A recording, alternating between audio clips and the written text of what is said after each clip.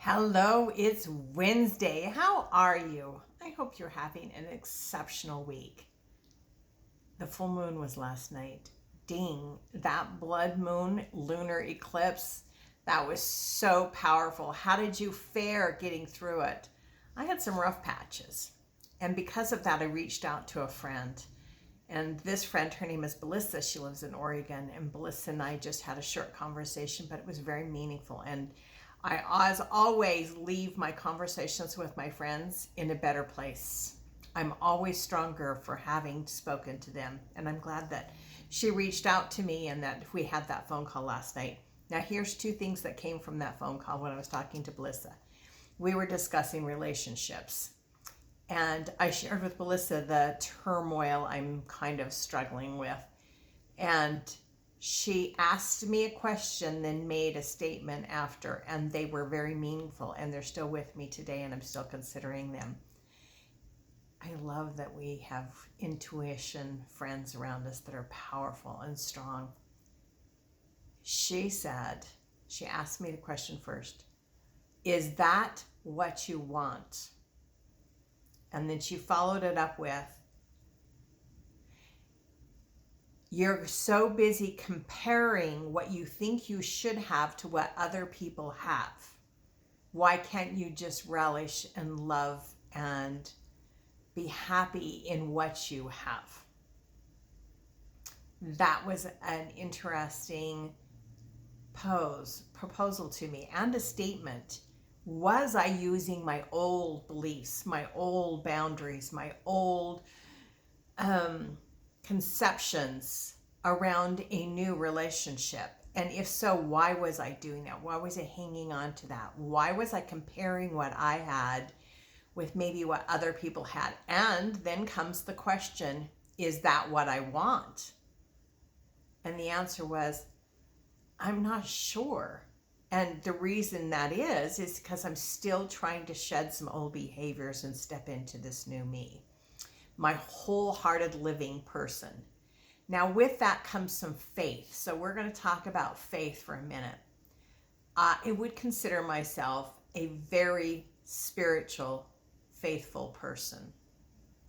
But that's because I grew up in a very strong religious atmosphere. And it wasn't until just a few years ago that I let that go, because the structure, the boundaries of that religion was holding me back, and I couldn't expand and grow and develop. So I had to break loose. Here's what Brene Brown says about faith. I can't tell you how many times I've heard the terms having faith and my faith in my interviews with men and women who are living the wholehearted journey. At first, I thought that faith meant there's a reason for everything. I personally struggle with that because I'm not comfortable with using God or faith or spirituality to explain tragedy. It actually feels like substituting certainty for faith when people say there's a reason for everything. But I quickly learned from the interviews that faith meant something else to these people. Here's how I define faith based on the research.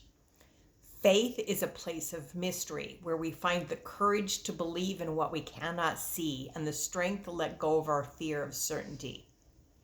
From theologian Richard Rohr, my scientist friends have come up with things like principles of uncertainty and dark holes. They're willing to live inside imagined hypotheses and theories. But many religious folks insist on answers that are always true.